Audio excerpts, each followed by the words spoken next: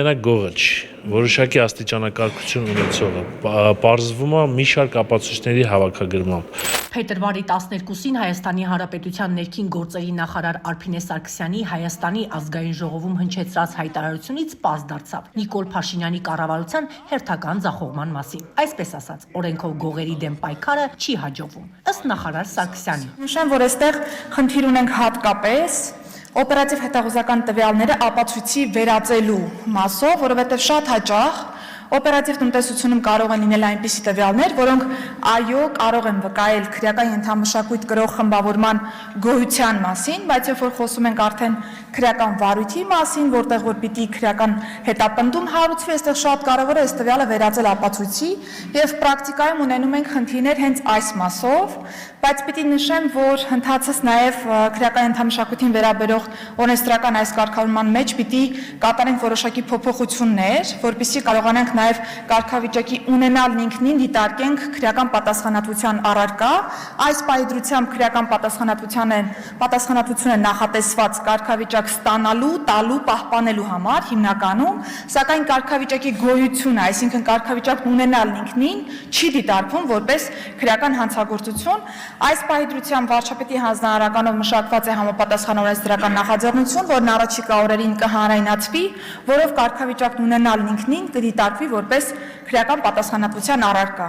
Այսինքն նախարարը հրապարակավ խոստովանեց այն, ինչի մասին Ժողովուրդ օրաթերթը գրում է, թե օրենքի ընդունումից 2020 թվականի սեպտեմբերից սկսած, ինչպես պետք է քննիչներն ու դատախազները, ապա նաև դատարանը ապացուցեն, ով է օրենքով գողը, ինչպես է դարձել կամ ով է ուզում դառնալ օրենքով գող։ Հիմա 5 տարի անց ներքին գործերի նոր նախարարը հայտարարեց, որ քրեական ենթամշակույթին վերաբերյալ օրենսդրական կարգավորման մեջ պետք է կատարեն որոշակի փոփոխություններ, որպեսզի կարողանան նաև կարգավիճակն ունենալ ինքնին դիտարկել քրեական պատասխանատվության առարկա։ Տեղեկացնենք, որ այս պայդրությամբ քրեական պատասխանատվություն է նախատեսված կարգավիճակ ստանալու, տալու եւ պահպանելու համար, սակայն կարգավիճակի գոյությունը եւ ունենալը ինքնին չի դիտարկվում որպես քրեական հանցագործություն։ Այսինքն իրավապահները հիմա էլ պետք է ապացուցեն, ով է այսպես ասած օրենքով գողը։ Ինչպես պետք է ապացուցեն։ Նախարարը չի մանրամասնել, միայն ասելով, թե համապատասխան օրենսդրական նախաձեռնությունը առաջիկա օրերին կհանրայնացվի։ Այս հայտարարությունից անցել է 22 օր, բայց նախագծից ազգային ժողովի քպական падգամավորները դեռ տեղյակ չեն։ Արփինե Սարգսյանը գողականներ կապած օրենք է բերել, ինքը ասաց, նրանք ովքեր դարձել են գող, պետք է պատժվեն։ Լավ, ո՞նց է դա կիրառվել, ո՞նց է բարձել, որ իրենք գող են ու պատժեք։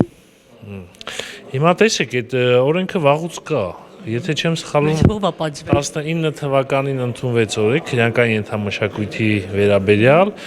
այսինքն քրեական ենթամշակույթ ունեցող եւ որոշակի աստիճանակարգություն ունեցող անձանց արդեն այդ հատկանիշները ունենալը բավարար է արդեն հանցակազմը ավարտված համարելու համար եւ քրեական պատասխանատվություն է նախատեսվում։ Ինչ վերաբերում է ով է դատապարտվել, ով չէ, վիճակագրություն չունեմ, բայց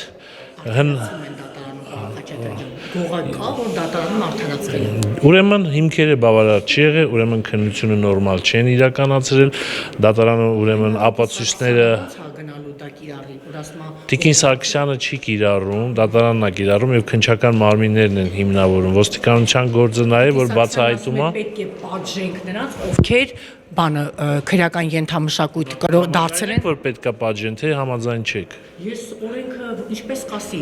օրենքը ասում է որ պետքա պատժեն։ Դա ոնց պետքա պատժենք, այդ անձը գողա թե չէ։ Դա է խնդիրը, պարոն Խաչատրյան։ Ուրեմն ասեմ ձեզ,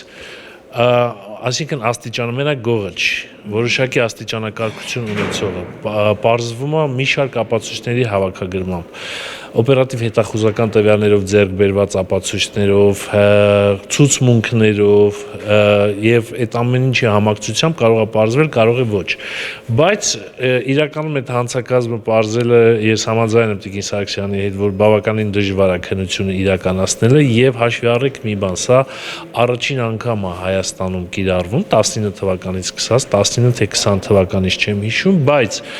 քանի որ նոր հանցակազմ է, եւ քննության առանձնահատկությունները մի քիչ այլ են այս հանցագործության, հետեւաբար մեր իրավապահ մարմիններին էլ պետք է որոշակի մասնագիտացում ձեռք բերեն այս հանցակազմերը հիմնավորելու համար։ Տեսեք, օրինակ նոր հանցագործություններ են առաջանում կիբեր ոլորտում, չէ, թվային ոլորտում եւ քննությունը սկզբից շատ լուրջ խնդիրների առաջ է կանգնում եւ բազմաթիվ այդպիսի գործեր ավարտին չեն հասցնում, որովհետեւ մասնագիտացած չեն, մարդիկ պետք է մի քայլ առաջ մասնագիտանան, քան հանցագործները։ Սա էլ կարծում եմ ժամանակի ընթացքում կշփվի եւ պայքարի ուղղությամբ արգոնե ավելի արդյունավետ կիրականացվի։